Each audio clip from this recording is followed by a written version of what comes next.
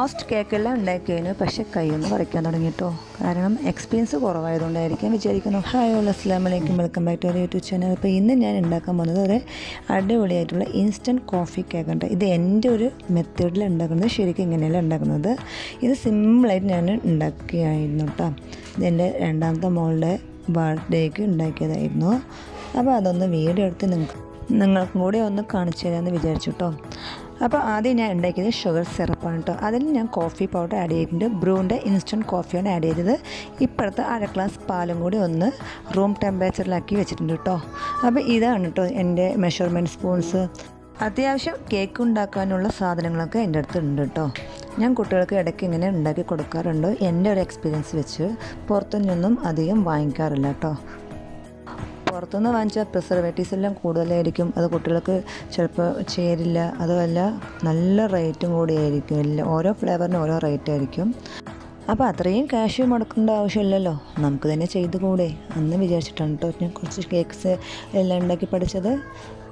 അപ്പോൾ ഇതാണ് കേട്ടോ കേക്കിനുള്ള സാധനങ്ങളെല്ലാം. ഈ ഓരോ ഐറ്റംസിനും ഓരോ യൂസസ് ആണ് കേട്ടോ. അപ്പോൾ ഇത് 7 ഇഞ്ച് പാനാണ്. അതിൽ ഞാൻ ബട്ടർ പേപ്പർ കട്ട് ചെയ്യുന്നതെന്ന് കാണിച്ചു തരാം. ബട്ടർ പേപ്പറിൻ്റെ ഒരു സൈഡ് മടക്കിയിട്ട് നമുക്ക് എത്രയാണോ അളവ് ആ അളവിന് എടുത്തിട്ട് ബാക്കി നമുക്ക് കട്ട് ചെയ്ത് മാറ്റിയെടുക്കുക. എന്നിട്ട് ഇത് 4ആയിട്ട് മടക്കിയ ശേഷം എഡ്ജ് ഒന്ന് റൗണ്ട് ഷേപ്പിലൊന്ന് കട്ട് ചെയ്താൽ മതി കേട്ടോ. നമുക്ക് റൗണ്ട് ഷേപ്പ് ആണെങ്കിൽ റൗണ്ടിൽ കിട്ടും, സ്ക്വയർ ആണെങ്കിൽ സ്ക്വയറിൽ കട്ട് ചെയ്യാം. ഇതിപ്പോൾ റൗണ്ട് ഷേപ്പാണല്ലോ, അപ്പോൾ അതിനനുസരിച്ച് കട്ട് ചെയ്യാം കേട്ടോ.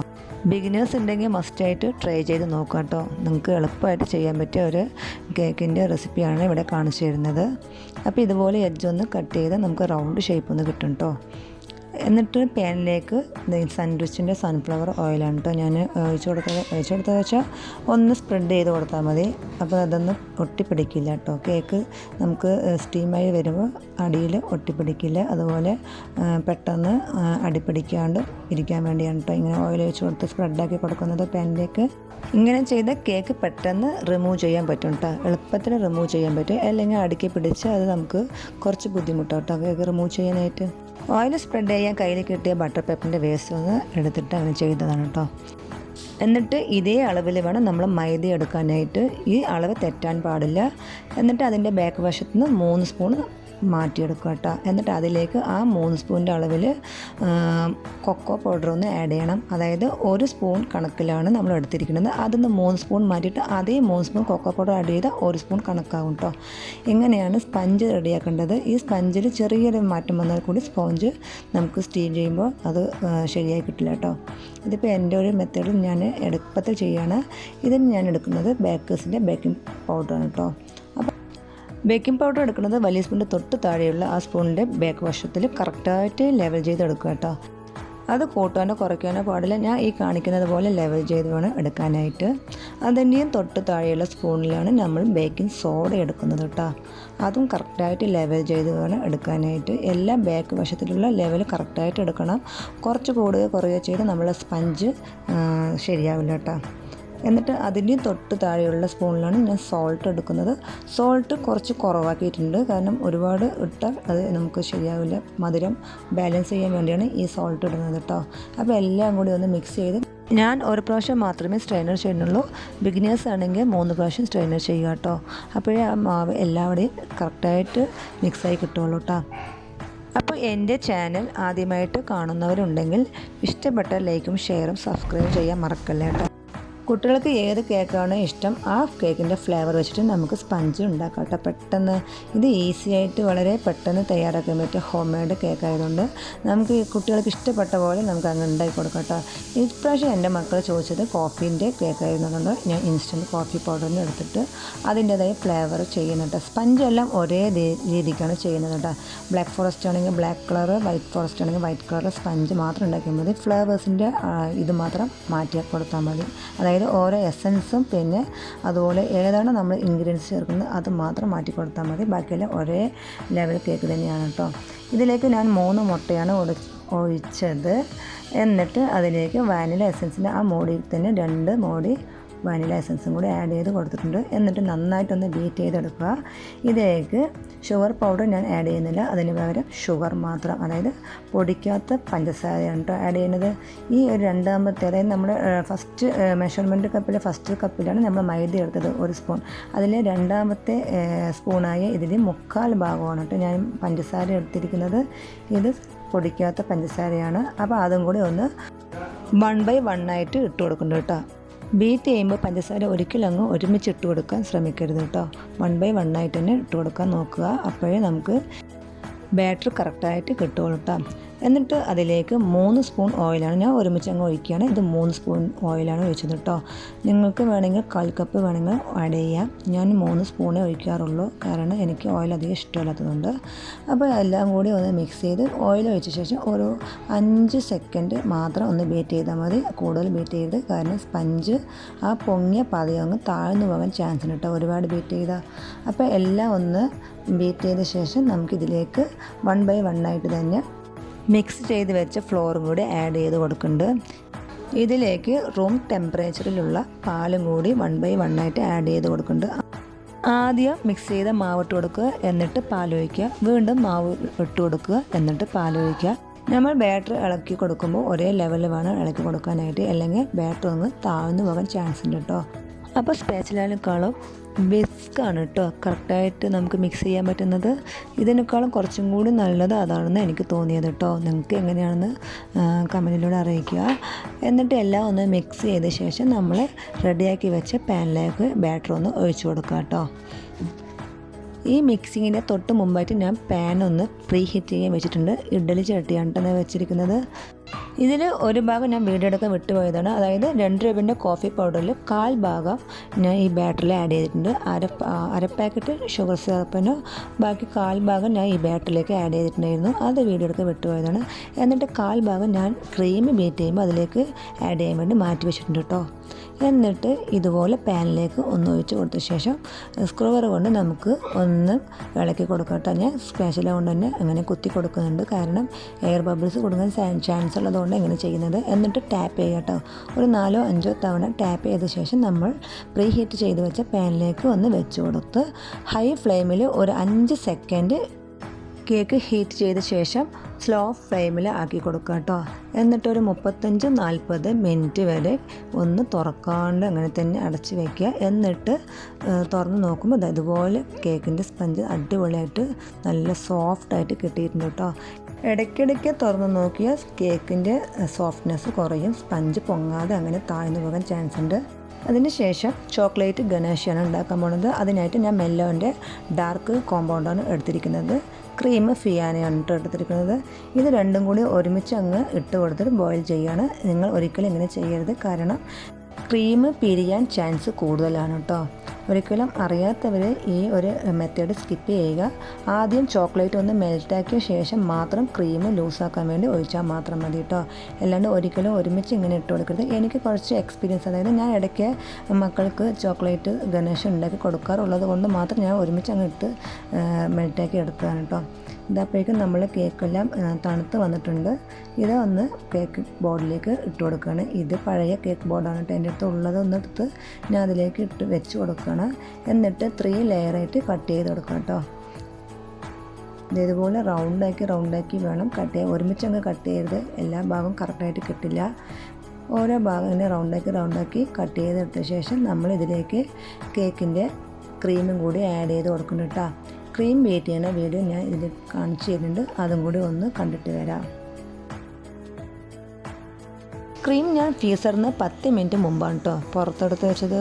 അതുകൊണ്ട് ഇങ്ങനെ കട്ട പിടിച്ചിരിക്കണ്ടായിരുന്നു. എന്നിട്ട് അത് ലൂസാകാൻ വേണ്ടി വെയിറ്റ് ചെയ്തിട്ടുണ്ടായിരുന്നു കേട്ടോ. അതിന് ശേഷമാണ് ഞാൻ ബീറ്റ് ചെയ്തത്. ഒരിക്കലും ഈ ഒരു ലെവലിൽ ബീറ്റ് ചെയ്യരുത്, കാരണം ക്രീം കറക്റ്റായിട്ട് ബീറ്റായി കിട്ടില്ല കേട്ടോ. എന്നിട്ട് ക്രീമെല്ലാം ഒന്ന് ബീറ്റ് ചെയ്ത ശേഷം ഞാൻ മാറ്റി വെച്ച ആ ഒരു കോഫി പൗഡറിൻ്റെ 1/4 പോർഷൻ കൂടി ഇതിൽ ഇട്ട് കൊടുക്കുന്നുണ്ട്. എന്നിട്ട് എല്ലാം കൂടി ഒന്ന് മിക്സ് ചെയ്തിട്ട് വീണ്ടും ഒന്നും കൂടി ബീറ്റ് ചെയ്ത് കൊടുക്കുന്നുണ്ട് കേട്ടോ.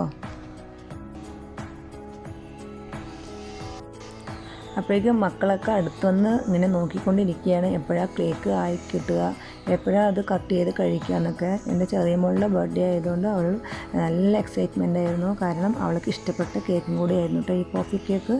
അപ്പോൾ അതും കൂടി ഒന്ന് ആഡ് ചെയ്ത ശേഷം, അതായത് കോഫി പൗഡറും കൂടി ആഡ് ചെയ്ത ശേഷം അതിലേക്ക് നമ്മൾ മെൽറ്റ് ചെയ്ത് വെച്ച ചോക്ലേറ്റ് ഗണേഷും കൂടി ഒന്ന് ഒഴിച്ച് കൊടുക്കണം കേട്ടോ. ഇതിൻ്റെ കളറൊന്ന് ചേഞ്ച് ആകാൻ വേണ്ടിയായിരുന്നു കേട്ടോ അങ്ങനെ ചെയ്തത്.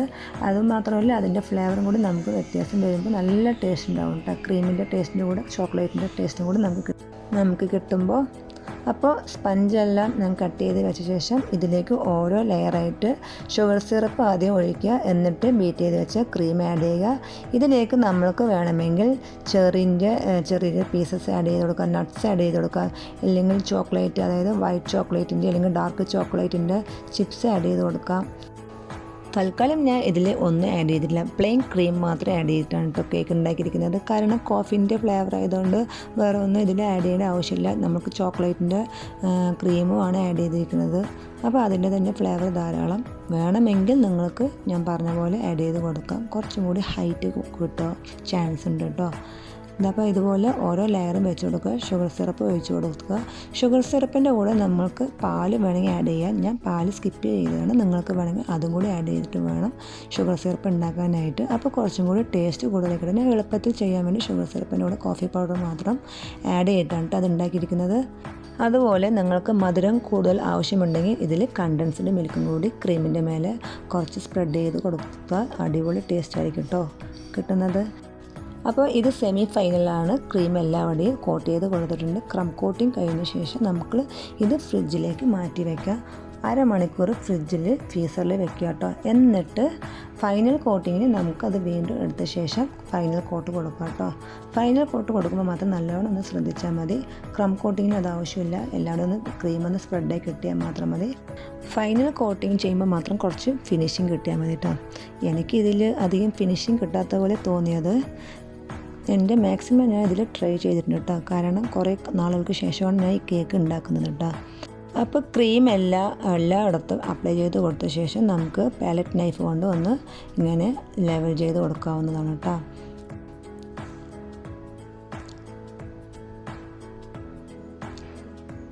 ജസ്റ്റ് വീട്ടിലേക്ക് ആവശ്യമായതുകൊണ്ടാണ് ഞാൻ അധികം ഫിനിഷിങ് ആക്കാണ്ട് അങ്ങനെ ഒന്ന് ലെവൽ ചെയ്ത് കൊടുത്തത് കേട്ടോ. പുറത്ത് സെയിൽ ചെയ്യുന്ന ആൾക്കാർ മാക്സിമം അത് കറക്റ്റായിട്ട് ഫിനിഷിങ് ആക്കി കൊടുക്കാൻ നോക്കുക. എന്നിട്ട് ഇതുപോലെ ഒന്ന് വരച്ച് കൊടുക്കട്ടെ സൈഡിൽ. അപ്പോൾ ഒരു ചെറിയൊരു ഡിസൈനായിട്ട് നമുക്ക് കിട്ടും. അതിന് ശേഷം ചോക്ലേറ്റ് ഗണേശും കൂടി മുകളിൽ ഒഴിച്ച് കൊടുക്കണം കേട്ടോ. ഇത് തണുത്ത ശേഷം മാത്രമേ ഒഴിച്ച് കൊടുക്കാൻ പറ്റുള്ളൂ, അല്ലെങ്കിൽ ക്രീം അങ്ങനെ മെൽറ്റായി പോകാൻ ചാൻസ് ഉണ്ട്. എന്നിട്ട് ഇതുപോലെ പാലറ്റ് നൈഫ് കൊണ്ട് ഒന്ന് ചുറ്റിച്ച് കൊടുക്കുക. ഗണേശ കുറച്ച് കുറഞ്ഞു പോയതുകൊണ്ടാണ് കേട്ടോ ആ വൈറ്റ്നെസ് കാണുന്നത്. ഇങ്ങനെ വൈറ്റ്നെസ് കാണാൻ പറ്റില്ല, കാരണം ചോക്ലേറ്റിന് കറക്റ്റായിട്ട് ആ ഡാർക്ക്നെസ് കിട്ടണം കേട്ടോ.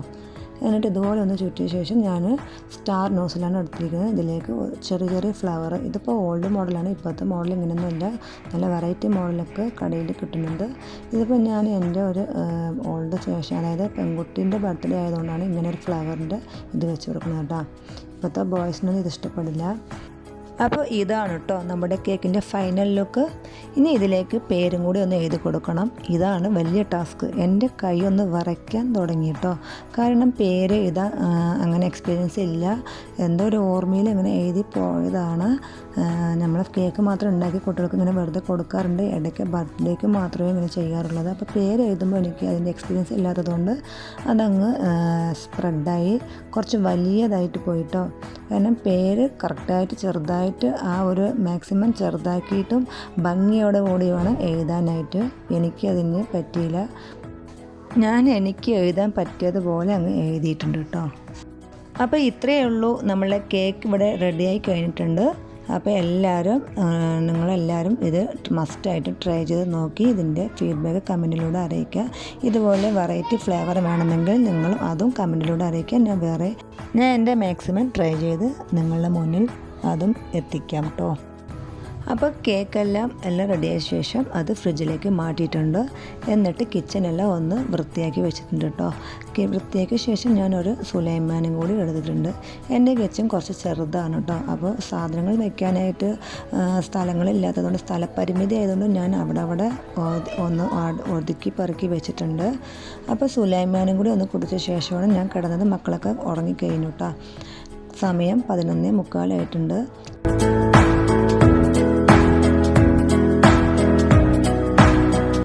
അപ്പോൾ ഇത് അടുത്ത ദിവസമാണ് കേട്ടോ കേക്ക് കട്ട് ചെയ്യുന്നത്. അപ്പോൾ എൻ്റെ ചെറിയ മോളുടെ ബർത്ത്ഡേ ആയതുകൊണ്ട് അവളുടെ ഫ്രണ്ടും കൂടി വന്നിട്ടുണ്ട്. കൂടെ എൻ്റെ അനിയത്തിൻ്റെ മക്കളും കൂടിയാണ്. അപ്പോൾ എല്ലാവരും കൂടി കേക്കൊന്ന് കട്ട് ചെയ്ത് എല്ലാവർക്കും ഭയങ്കരമായിട്ട് ഇഷ്ടപ്പെട്ടു. നല്ല ടേസ്റ്റ്, നല്ല സോഫ്റ്റും ഉണ്ട്. ഇനി ഇതുപോലെ ഉണ്ടാക്കി തരണമെന്ന് പറഞ്ഞിട്ടുണ്ടായിരുന്നു കേട്ടോ. അപ്പോൾ ഇന്നത്തെ വീഡിയോ എത്രയേ ഉള്ളൂ. ഇനിയും ഇതുപോലെ അടിപൊളി കേക്കുകളുമായിട്ട് ഞാൻ വീണ്ടും വരാം. എല്ലാവർക്കും ബൈ ബൈ, ടേക്ക് കെയർ, അസ്സലാമു അലൈക്കും.